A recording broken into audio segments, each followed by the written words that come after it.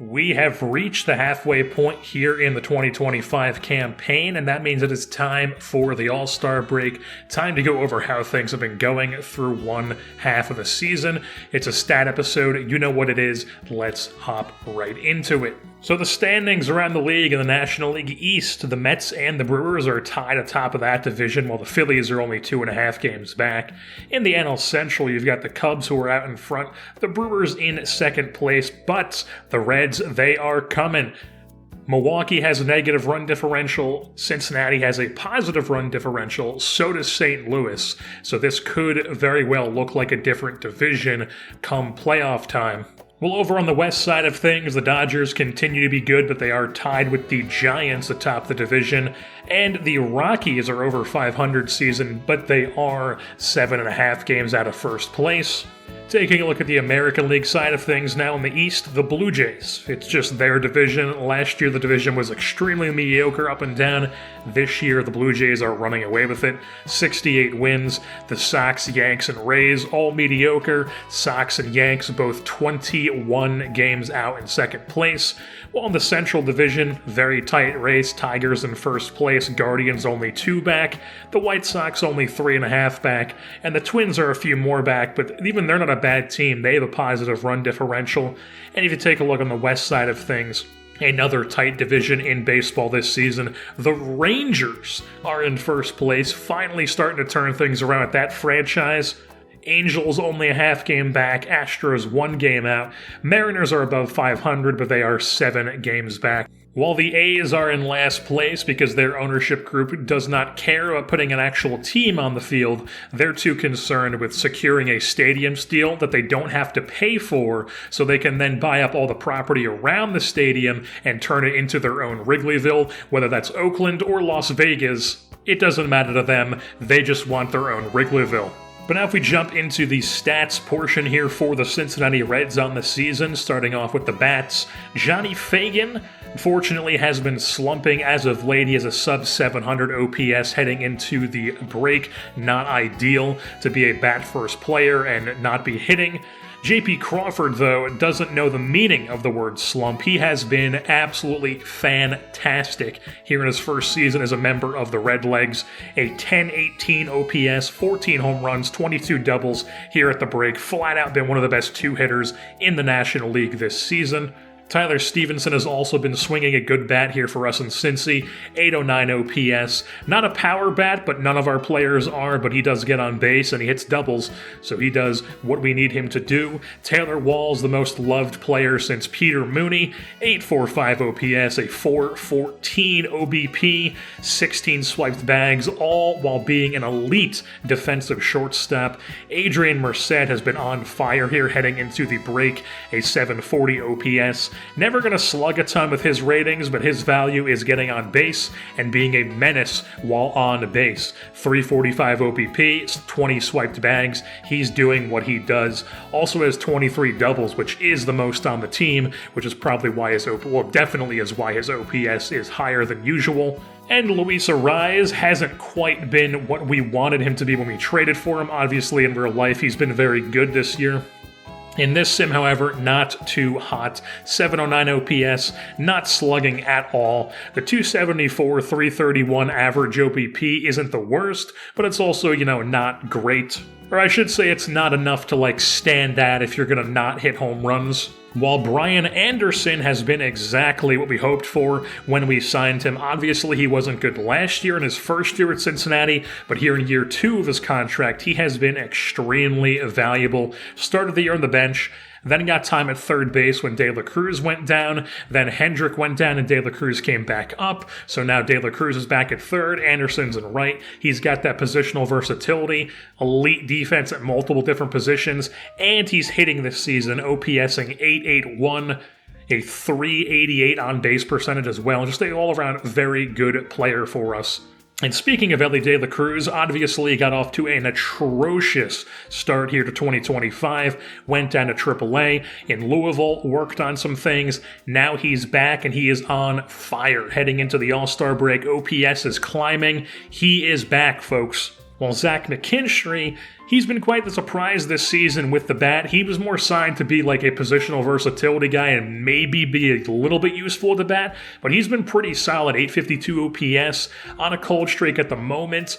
He is a guy who definitely is a guy to keep an eye on because he's probably not going to keep up what he's been doing in the first half and the second half, if I had to guess. Well, Cooper Hummel, he's our backup catcher, hasn't been good, but whatever. Ken Suzuki is back from his IL stint. He's got a 746 OPS and only 73 AB since coming up from AAA. Alex Call has not been great in his 72 ABs.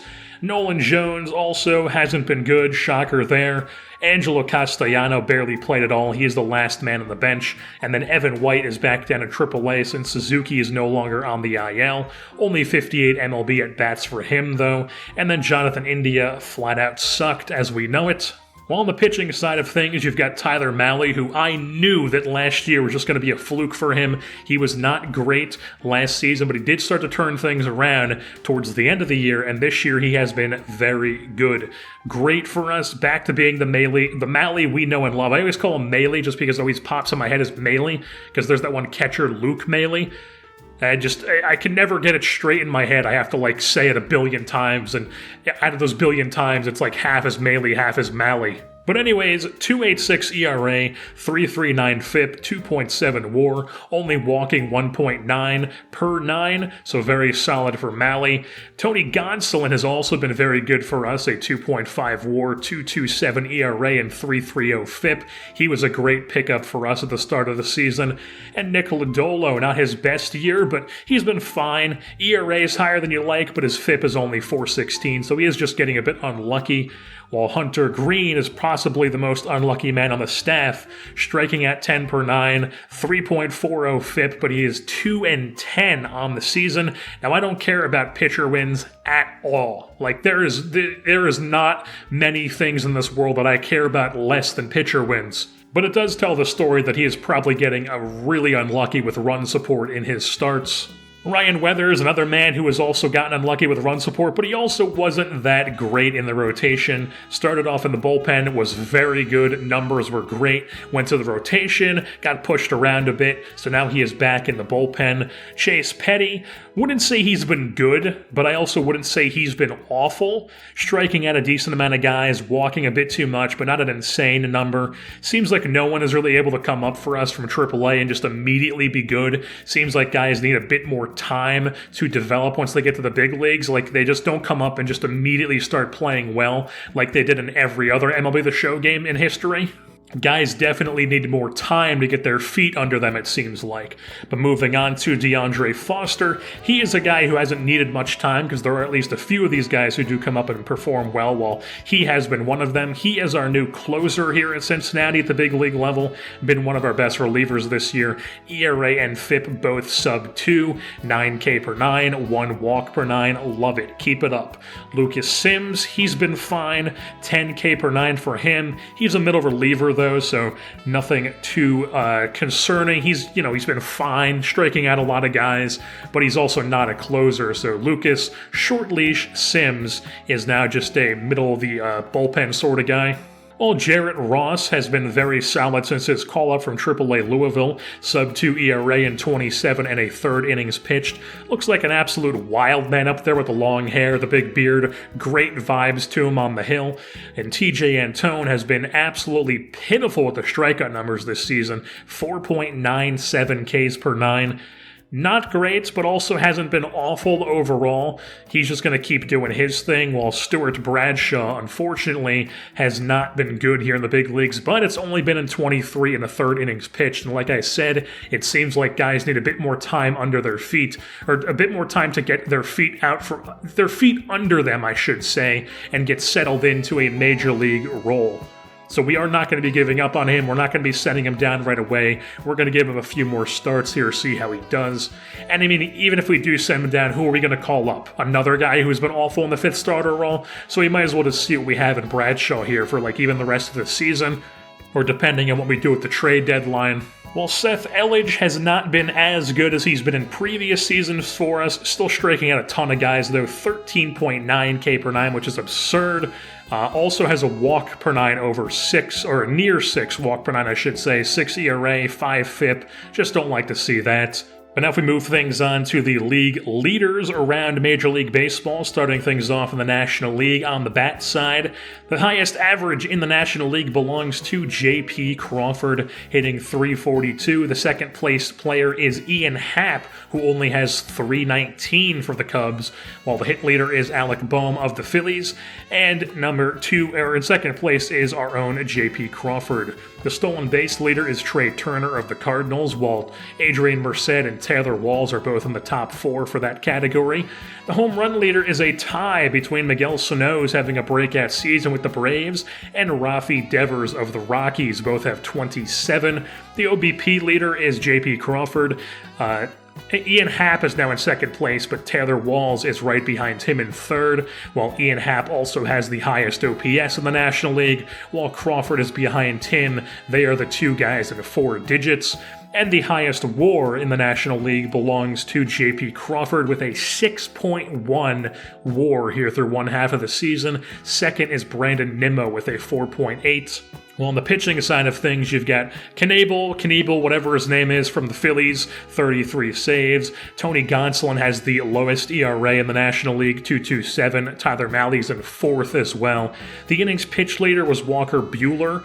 Tyler Malley is 3rd, though, and then the strikeout leader is a tie between Walker Buehler and Shohei Ohtani.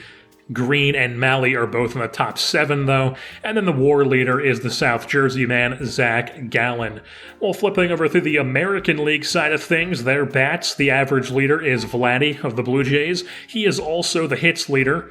And then the stolen base leader is former Cincinnati Red himself, Jonathan Villar with the Boston Red Sox. The home run leader is Jared Walsh of the Angels, has 30 at the break. But notably on there, Seth Brown, former Oakland A, now with the Rangers, has 24 in the top 10. OPS leader is Austin Meadows with his new team in the Twins. Vladdy also has 4-digit OPS. And then the WAR leader is also Vladdy, manages to have a higher WAR than even Trout. Well, on the pitching side of things, you've got Josh Hader of the White Sox with the saves. The ERA leader is Jose Urquidy of the Astros. The innings pitched leader is Jose Barrios of the Blue Jays. The strikeout leader is Alek Manoah. I've noticed there's a lot of guys named Alec nowadays around the league. Seems like that's a big name in baseball families. And then the WAR leader is Reed Detmers of the Angels.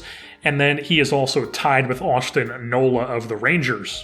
But now taking a look at the All-Star teams, both the AL and the NL, they will be scrolling by on your screen, but just a quick summary. The National League team, Nathan Eovaldi is the starter for them.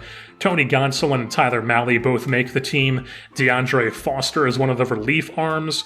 Miguel Sano finally having a breakout season with Atlanta is the starting first baseman. J.P. Crawford's the starting second baseman. Taylor Walls unfortunately gets snubbed again. And then Dylan Carlson is the lone center fielder. And moving things on to the American League side of things, you got Kevin Gausman who starts for them. A lot of guys you'd expect to see on this list, the usual names, but also Curtis Mead from the Rays, the Australian, makes the team. Willie Adames in his first year at the Yankees, Austin Meadows in his first year at the Twins, and then Kyle Tucker is the lone right fielder, which means that Aaron Judge misses the All-Star game this season here in 2025. So that will wrap things up here for this edition of the Cincinnati Reds franchise here on MLB The Show 22. This has been the All-Star Break edition. The next episode will be the trade deadline edition. We'll be showing 2 games, not just 1, 2 games before the All-Star or before the trade deadline, and then 1 game post-trade deadline after we go through all the trades that we make.